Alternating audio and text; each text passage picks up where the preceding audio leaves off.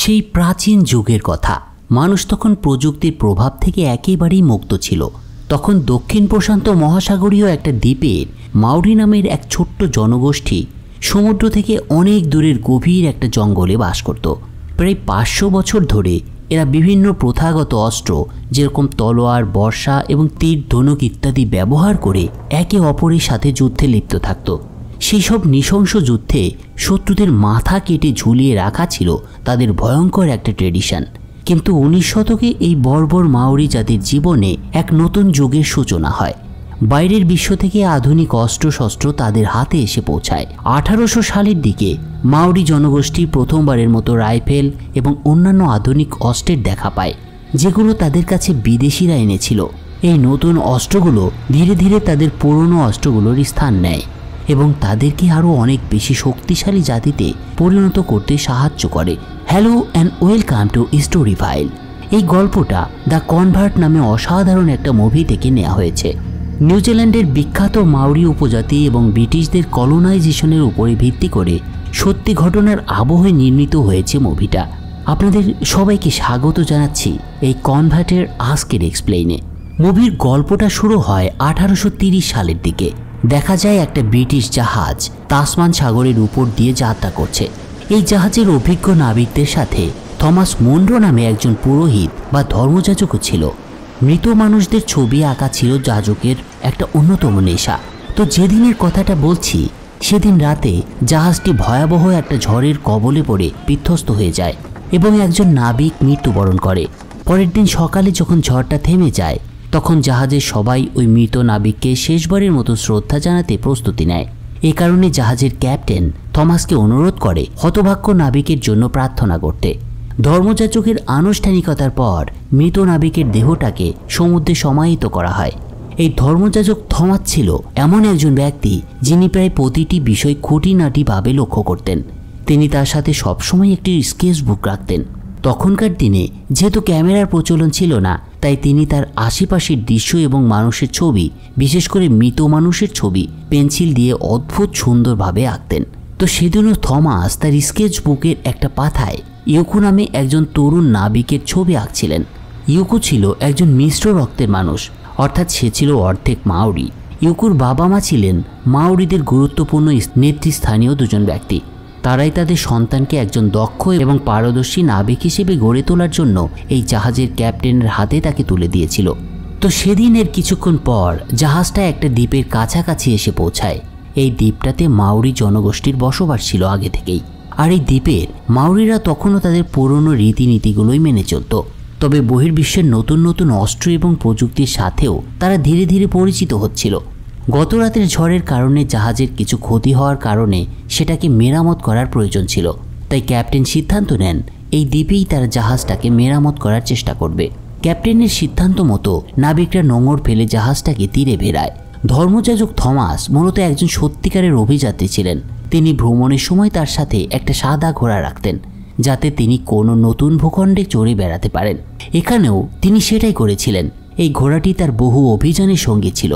Captain এবং বাকিরা তার এমন অদ্ভুত কাণ্ডে সেদিন বেশ একটু অবাক হয়, কিন্তু সেগুলোর পাত্তা দিতে দেখা যায় না থমাসকে। স্রোতের বিপরীতে গা ভাসানো মানুষের লোককথায় কান দিতে চলে। যা হোক, দ্বীপটিতে নামার পর ক্যাপ্টেন সহ অন্যান্য ক্রুরা জঙ্গলে প্রবেশ করে ভালো মানের কাঠ সংগ্রহ করার জন্য। ক্যাপ্টেনের লক্ষ্য ছিল যত দ্রুত জাহাজটাকে মেরামত করে তারা এখান থেকে চলে যাবে, কিন্তু থমাসের মনোযোগ ছিল সম্পূর্ণ ভিন্ন দিকে। সেই দ্বীপের প্রকৃতি এবং এখানকার মানুষের জীবনধারা সম্পর্কে জানার জন্য অত্যন্ত ব্যাকুল হয়ে পড়েছিলেন। তাই অন্যরা যখন এদিকে কাঠ সংগ্রহ করতে ব্যস্ত, তখন থমাসকে দেখা যায় বনের গভীরে যেতে। তার ইচ্ছে ছিল এখানকার স্থানীয়দের সাথে সে পরিচিত হবে এবং তাদের জীবনধারা সম্পর্কে বিস্তারিত জানবে। তো বেশ কিছুক্ষণ ধরে এগিয়ে যাওয়ার পর থমাস রিমি নামের এক মাউরি নারীর সাথে দেখা হয়। রিমি বেশ সতর্কতার সাথেই থমাসকে দেখতে থাকে। থমাসের থেকে বিপদ আসবে না বুঝতে পেরে একসময় সে ধীরে ধীরে এগিয়ে আসে থমাসের ঘোড়ার সামনে এবং সেই ঘোড়াটার মাথায় হাত বুলিয়ে দেয়। রিমির আচরণ দেখে মনে হচ্ছিল সে এমন জন্তু প্রথমবার দেখছে। এ সময় হঠাৎ করে রিমির স্বামী সেখানে এসে হাজির হয় এবং থমাসকে অনেকটা সন্দেহের চোখে দেখতে শুরু করে। তবে এ সময় ক্যাপ্টেনও তাদের কাছে এসে দাঁড়ায়। থমাসকে কোথাও দেখা যাচ্ছে না বলে সেও তাকে খুঁজতে শুরু করেছিল। ক্যাপ্টেন আবার মাউরিদের ভাষা জানতো, তাই সে তাদের এখানে আসার কারণ রিমি এবং তার স্বামীকে ব্যাখ্যা করে। এই দুই মাউরিকে সে জানায় তাদের জাহাজের মেরামতের কাজ শেষ হলেই তারা চলে যাবে। ক্যাপ্টেনের কথায় কিছুটা সন্দেহ হলেও সে তাদের কথা মেনে নেয় এবং তাদের দ্বীপে অবস্থান করতে দেয়। সেদিনটি নাবিকরা সমুদ্রের ধারে ক্যাম্প স্থাপন করে, কিন্তু থমাস সমুদ্রের ধারে ঘুমোতে চাইছিল না। সে জঙ্গলের ভেতরে যেতে চাইছিল, কিন্তু তার কথা শুনে ক্যাপ্টেন তাকে সতর্ক করে দেয়। দ্বীপের গভীরে অনেক বিপদ লুকিয়ে আছে, এই দ্বীপের বাসিন্দারা তাদের টলারেট করবে না। ক্যাপ্টেনের এসব কথার পরেও থমাস নিজের ইচ্ছেতেই অটুট থাকে এবং তাকে পাত্তা না দিয়ে বনের গভীরের দিকে চলে যায়। এরপর একটা নিরিবিলি জায়গা দেখে পরিবেশটা উপভোগ করতে শুরু করে সে, কিন্তু হঠাৎ করেই দূরে কিছু একটা প্রচণ্ড আওয়াজ শুনতে পায় সে। এই শব্দটা মাউরি গোষ্ঠীর জনগণের মধ্য থেকে আসছিল। দুই মাউরি জনগোষ্ঠী তখন যুদ্ধে লিপ্ত ছিল। এদের মধ্যে একজন ছিল শক্তিশালী নেতা এবং তার নাম ছিল আকাদারা, আর সে ছিল ইয়োকোর বাবা। তারা অনেকদিন ধরেই রিমির গোষ্ঠীর সাথে এই এলাকাটার দখল নিয়ে যুদ্ধে জড়িয়েছিল। সেদিনের যুদ্ধে আকাদারা গোত্রের মানুষেরা অত্যন্ত নির্মমভাবে রিমিদের যোদ্ধাদের পরাজিত করে। এদিকে থমাস সেই শব্দের উষ্ঠ খুঁজতে খুঁজতে এই নৃশংসতাটা দেখতে পায় এবং ভীষণ আতঙ্কিত হয়ে ওঠে। সে রিমিকে সেখানেও দেখতে পায়। এই লোকগুলোকে দেখে রিমিকে হত্যা করার জন্য তারা প্রস্তুতি নিচ্ছে, কিন্তু ঠিক তখনই ক্যাপ্টেন সেখানে এসে হাজির হয়। রিমির জীবন বিপন্ন দেখে থমাস ক্যাপ্টেনের সহযোগিতায় আকাদারার সাথে একটা ডিল করে। আসলে মেয়েটার উপরে তার মায়া হয়েছিল। চুক্তির আওতায় সে তার সাদা ঘোড়ার বিনিময়ে রিমি এবং তার স্বামীর প্রাণ ভিক্ষা চায়, কিন্তু যেহেতু ঘোড়া ছিল একটা, তাই আকাদারা বলে জীবন একটার বেশি বাঁচানো যাবে না। আর এটা শুনে থমাস রিমিকে বাঁচানোর সিদ্ধান্ত নেয়। তার কথার পর আকাদারা সকলের সামনেই রিমির স্বামীর গলা কেটে তাকে হত্যা করে। এর কিছু সময় পর ক্যাপ্টেন এবং থমাস দ্রুত সেখান থেকে রিমিকে নিয়ে জাহাজে ফিরে আসে। থমাস প্রথম থেকেই রিমিকে সম্মানের চোখে দেখত। উপজাতিদের উদ্ধারের পর বেশিরভাগ শ্বেতাঙ্গরাই তাদের দাস বানিয়ে নিজের সাথে রাখত, কিন্তু থমাস তাকে কখনো দাসী হিসেবে মনেই করেনি। জাহাজে আসার পর এমনকি সে রিমিকে নিজের বিছানায় শোয়ার প্রস্তাব দেয়, কিন্তু রিমি তার সংস্কৃতি মেনে চলত, তাই সে মেঝেতে ঘুমানোরই সিদ্ধান্ত নেয়। সেদিনের পর রিমির স্থান হয় থমাসের জাহাজে। এর কয়েকদিন পরে জাহাজটি তার গন্তব্যে এসে পৌঁছায়, যেখানে ব্রিটিশদের একটা উপনিবেশ গড়ে উঠেছিল। এটা ছিল একটা ব্রিটিশ কলোনি। এই কলোনির মানুষেরা আসলে থমাসকে আমন্ত্রণ জানিয়েছিল, কারণ এখানে অনেক দিন ধরে একজন পুরোহিতের অভাব বোধ করছিল তারা। যেহেতু থমাস একজন ধর্মযাজক ছিলেন, তাই তিনি তাদের ডাকে সাড়া দেন। দ্বীপে পৌঁছে থমাস সকলের সাথে পরিচিত হয়। সেদিন রাতে থমাস লক্ষ্য করে রিমির শরীর জ্বরে পুড়ে যাচ্ছে।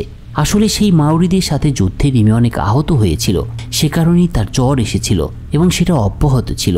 সেদিন ডিনারের সময় থমাস সেখানকার একমাত্র ডাক্তারকে রিমির ব্যাপারটা বলে। ডাক্তার তাকে জানায় এখানে আমাদের মেডিসিন খুব অল্প পরিমাণে অবশিষ্ট আছে, তাই আমরা এই মেয়েটির কিছু করতে পারবো না। কিন্তু থমাস বুঝতে পারছিল লোকটা তাকে মিথ্যে বলছে।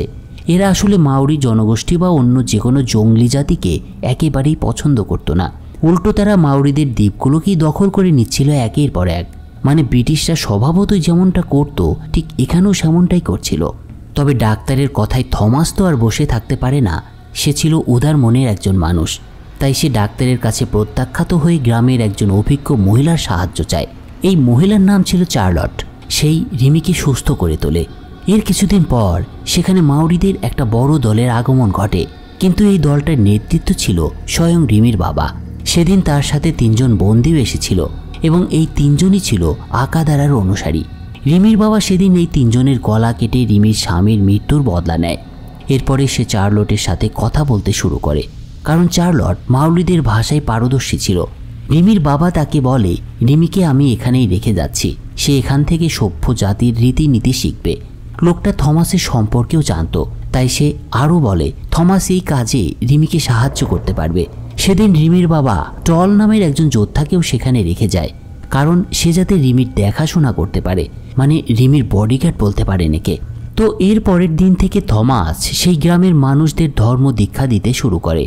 একদিন থমাস যখন এটা করছে, তখন দূর থেকে দাঁড়িয়ে রিমি এবং টোল এসব দেখে অবাক হয়ে যায়, কারণ এরকম কিছু তারা আগে কখনোই দেখেনি। এরপর একদিন বাজারের রাস্তা দিয়ে যাওয়ার সময় টোল বেথনি নামে এক সুন্দরী মেয়েকে দেখতে পায়। সেদিন প্রথম দেখাতেই সে মুগ্ধ হয়ে গিয়েছিল মেয়েটার প্রতি। সেদিন বেথনিও টোলকে দেখে পছন্দ করে ফেলে এরপরে একদিন থমাস রিমি এবং টোলকে নিয়ে একটা দোকানে যায়। যদিও সে একটু স্বার্থপর টাইপের ছিল, ফলে অন্যান্য গ্রামবাসীরা তাকে তেমন একটা পছন্দ করতো না। আসলে থমাস আর চার্লট বাদে বাকি সবাই ধর্ম, বর্ণ, জাতি এসব নিয়ে প্রচণ্ড রকমের ভেদাভেদ করত। এরপর একদিন দেখা যায় চার্লট রিমিকে একটা মডার্ন ড্যান্স শেখাচ্ছে। এর কারণটা ছিল সেদিন একটা পার্টি হওয়ার কথা ছিল সেই গ্রামে। সেই পার্টিতে সবাই নিজ নিজ পার্টনারদের সাথে ড্যান্স পারফরমেন্স করবে, এরকমই একটা সিদ্ধান্ত হয়েছিল। তো সেদিন দুপুরে থমাস যখন চার্চ পরিষ্কার পরিচ্ছন্ন করছে, তখন কয়েকজন ব্রিটিশ তাকে এসে বলে, মাউরিরা আমাদের ধর্মীয় ব্যাপারগুলো দেখছে, এই বিষয়টা আমাদের কাছে ভালো লাগছে না। তারা মূলত এ কথার মাধ্যমে রিমি এবং টোলকে চার্চে আসতে নিষেধ করছিল। কিন্তু থমাস তাদের মনোভাব বুঝতে পেরে তাদের কথার বিরোধিতা করে এবং বলে, এরকম মোটেও ভাবা উচিত নয়। এই মাউরিরা আমাদের মতোই মানুষ। তার মতামত হচ্ছে প্রত্যেককেই ধর্মের আলোয় আলোকিত করা উচিত। সেদিন চার্চে গ্রামের পার্টিটা অনুষ্ঠিত হয়। সন্ধ্যায় যখন গ্রামের সবাই পার্টিতে ব্যস্ত, তখন আমরা দেখতে পাই বেথানি চার্চে আসে টোলের সাথে দেখা করতে। আমরা আগেই দেখতে পেয়েছিলাম প্রথম দেখাতেই তাদের দুজনের মধ্যে ভালো রকমের একটা বোঝাপড়া তৈরি হয়েছিল। সেদিন সেই চার্চেই দুজনে মেলামেশা করতে শুরু করে। আর অপরদিকে চার্লট রিমিকে সুন্দর একটা ড্রেস পরিয়ে সাজিয়ে দেয়। সে তাকে বলছিল, আমিও গ্রামবাসীদের সাথে পার্টিতে অংশগ্রহণ করব এবং তুমিও আমার সাথে করবে। রিমি তারপর পার্টিতে আসে আর থমাসকে তার ড্যান্স পার্টনার হতে বলে। এরপর দেখা যায় থমাস এবং রিমি খুব সুন্দরভাবে তাল মিলিয়ে ড্যান্স উপভোগ করছে। সেদিনের পার্টি শেষ হলে দুজনে বাড়িতে ফেরার পথ ধরে, কিন্তু চার্চের সামনে আসলে রিমি দরজার কাছে এসে দেখতে পায় টলের মৃতদেহটা সেখানে পড়ে আছে। টলকে খুন করা হয়েছে। আর এটা দেখে অনেকটা শকড হয়ে যায় রিমি। বেথানির সাথে টডের একটা সম্পর্ক চলছিল, সেটা সে আগে থেকেই জানতো। আর সেটাকে মেনে নিতে না পেরে বেথানির পরিবারের কেউ হয়তো এই কাণ্ডটা ঘটিয়েছে, অন্তত রিনির এটা ধারণা। আর তার ধারণাটা যে সঠিক সেটা পরের দিনই বোঝা যায়। পরের দিন সকালে দেখা যায় আর একটা ঘটনা। গ্রামবাসীরা, বিশেষ করে বেথানির পরিবারের লোকজন এক মুদি দোকানকে, মানে সেই মুদি দোকানিকে বেঁধে মারধর করছে, কারণ সে নাকি টলকে হত্যা করেছে। অদ্ভুত ব্যাপার। এই খবর পেয়ে থমাস দ্রুত সেখানে চলে আসে, কিন্তু সে অবাক হয়ে যাচ্ছিল এই গ্রামের মানুষদের আচরণ দেখে, কারণ এরা কোনো তথ্য প্রমাণ ছাড়াই আইন নিজেদের হাতে তুলে নিতে ব্যস্ত ছিল। এছাড়াও সে খুব ভালো করেই বুঝতে পারছিল বেথানির পরিবার নিজেদের দোষ ঢাকার জন্য বেচারা মুদি দোকানিকে ফাঁসিয়ে দিচ্ছে। এরা সংখ্যায় ছিল অনেক বেশি, তাই থমাস এই বিষয়টাকে ইগনোরও করতে পারছিল না। কিন্তু সে বুদ্ধি দিয়ে এই বিষয়টাকে সমাধানের চেষ্টা চালায়, যাতে গ্রামবাসীদের মধ্যে এই ব্যাপারে আর বাড়াবাড়ি না হয় এবং বিভেদ সৃষ্টি না হয়। বিষয়টাকে আপাতত মীমাংসা করে থমাস টোলের মৃতদেহ জঙ্গলে নিয়ে যাওয়ার জন্য প্রস্তুতি নেয়। কিন্তু ঠিক তখনই বেথানি সেখানে চলে আসে। টলের মৃত্যুর খবরটা তার কানেও পৌঁছেছিল এবং নিজের ভালোবাসার মানুষের মৃত্যুতে সে অনেকটাই ভেঙে পড়েছিল। কিন্তু তারপরেও সে তার ঘোড়াটাকে এবার থমাসকে দিয়ে দেয় এবং তাকে বলে এটা সাহায্যে দ্রুত টোলকে তার গোত্রের কাছে নিয়ে যেতে। এরপর থমাস, রিমি এবং চার্লট টলের মৃতদেহ নিয়ে রওনা হওয়ার জন্য রেডি হয়। যদিও গ্রামের প্রধানরা থমাসকে যেতে দিতে চাইছিল না, কিন্তু থমাস জানতো যদি সে নিজে রিমির বাবাকে গিয়ে এই পুরো বিষয়টা ব্যাখ্যা না করে তাহলে পরবর্তীতে আরও ঝামেলা হবে। তাই সে কারো কথা না শুনে বেরিয়ে পড়ে। প্রায় 2 দিন যাত্রার পর তারা রিমিদের গ্রামে এসে পৌঁছায়। চার্লট এবং থমাস শান্তভাবে রিমির বাবাকে টলের মৃত্যুর কারণটা বোঝায়। রিমির বাবা ছিলেন তার গোত্রের মধ্যে সবচেয়ে জ্ঞানী ব্যক্তি, তাই সে বুঝতে পারে থমাসের কথাগুলো। আর সব কিছু শুনে সে থমাসদেরকে তার গ্রামে কয়েকদিন মেহমান হিসেবে থাকার জন্য আমন্ত্রণ জানায়। পাশাপাশি সে এটাও বলে থমাস চাইলে মাউরিদের জীবনধারা একদম কাছ থেকে দেখতে পারে।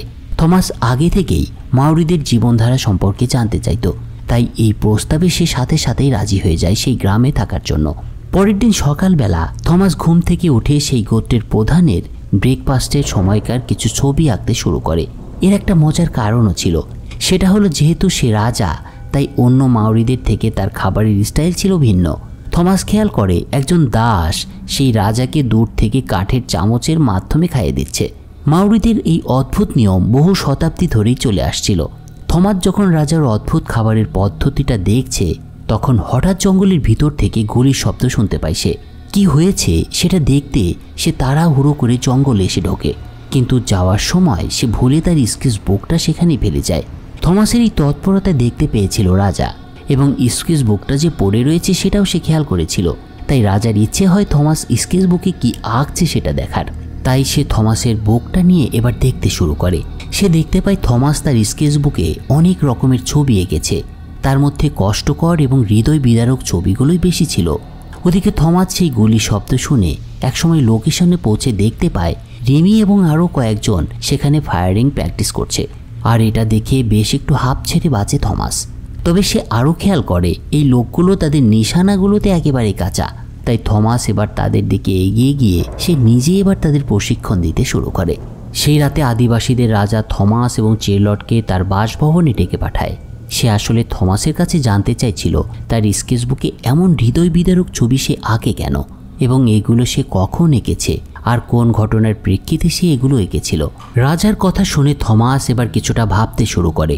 আসলে তার কাছে কোনো মিথ্যে গল্প বলার মতো ছিল না এবং সে সেই অবস্থাতেও ছিল না।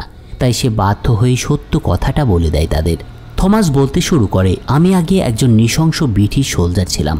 শত্রুদের শেষ করার সময় আমি অনেক মহিলা এবং বাচ্চাদেরও হত্যা করেছি। কিন্তু একটা সময় আমার মধ্যে পরিবর্তন আসে। সেদিনের পর থেকে আমি নিজেকে পুরোহিত হিসেবে বদলে ফেলি। এখন আমার লক্ষ্য হচ্ছে শুধু শান্তি আর শৃঙ্খলার বার্তা মানুষের মাধ্যমে ছড়িয়ে দেয়া। থমাসের কথা শুনে রাজা বুঝতে পারে থমাস তার অতীতের করা ভুলগুলো শুধরানো ট্রাই করছে। প্রত্যেকের জীবনেই এমন অনেক টার্নিং পয়েন্ট আসে। রাজা আর বাকি সবাই এবার থমাসকে এসবের জন্য বাহাবা দেয়। এরপরের দিন সকালে থমাস দেখতে পায় জাহাজের ক্যাপ্টেন রিমির বাবার সাথে দেখা করতে এসেছে। সে তার সাথে অনেকগুলো বন্দুক নিয়ে এসেছিল। এগুলো ডেলিভারি করতেই সে তাদের এখানে এসেছিল। এই বন্দুকের বিনিময়ে ক্যাপ্টেন জঙ্গল থেকে প্রাকৃতিক সম্পদ নিয়ে যেত। এই অস্ত্রবাজির কারণে মাওরি জাতিরা বুঝতে পারছিল না তাদের মধ্যেকার যুদ্ধ লেগে আছে এই বিধ্বংসী অস্ত্রগুলোর কারণেই। একই জাতির দুটো গ্রুপের মধ্যে যুদ্ধ লাগিয়ে মাঝখান দিয়ে ফায়দা লুটছে ব্রিটিশ কলোনিস্টরা। থমাসও এই বিষয়টা বুঝতে পেরেছিল। তাই সে এই যুদ্ধের অবসান ঘটিয়ে দুই গ্রুপকে একসময় মিলিত করার উদ্যোগ নেয়। এই গোত্রের প্রধানকে সে বলে, আমি নিজে আকাদারার সাথে কথা বলতে যাব এবং তাকে শান্তি চুক্তির একটা প্রস্তাব দেব এবং তাকে রাজি করাবো। তার কথায় রিমির বাবাও এতে সম্মতি জানায়। সে বলে, তোমার শান্তির বার্তায় আমাদের জন্য মঙ্গল বয়ে আনুক, সেটাই আমি আশা করি। তাদের সাথে এবার রাজাও একমত হয়। এরপর থমাস ক্যাপ্টেনের জাহাজে উঠে পড়ে এবং আকাদারার এলাকার উদ্দেশ্যে রওনা দেয়। সেদিন রাতে থমাস লক্ষ্য করে রিমি কাউকে না জানিয়ে চুপি চুপি জাহাজে উঠে পড়েছে। আসলে রিমি এটা করেছিল কারণ সে তার স্বামীর মৃত্যুর বদলা নিতে চাইছিল। তো এরপরের দিন ক্যাপ্টেন এবং থমাস আকাদারার এলাকায় পৌঁছালে ইউকুর সঙ্গে তাদের দেখা হয়। ইউকু তাদেরকে স্বাগত জানিয়ে তার বাবার সাথে তাদের দেখা করতে নিয়ে যায়। তাদের প্রধান ঘাঁটি জঙ্গলের অনেক গভীরে তৈরি করা হয়েছিল। এমনিতে কাউকে সেখানে যেতে দেওয়া হতো না, কিন্তু থমাসকে একা আকাদারার রুমে যাওয়ার অনুমতি দেওয়া হয় কারণ সে অনেক সম্মানী একজন ব্যক্তি ছিল। থমাস ভিতরে ঢুকে সময় নষ্ট না করে মূল পয়েন্টে চলে আসে।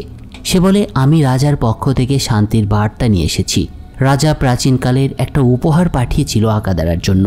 এটিকে মাওরি জাতির জন্য অনেক মূল্যবান সম্পদ হিসেবে তখন বিবেচনা করা হতো।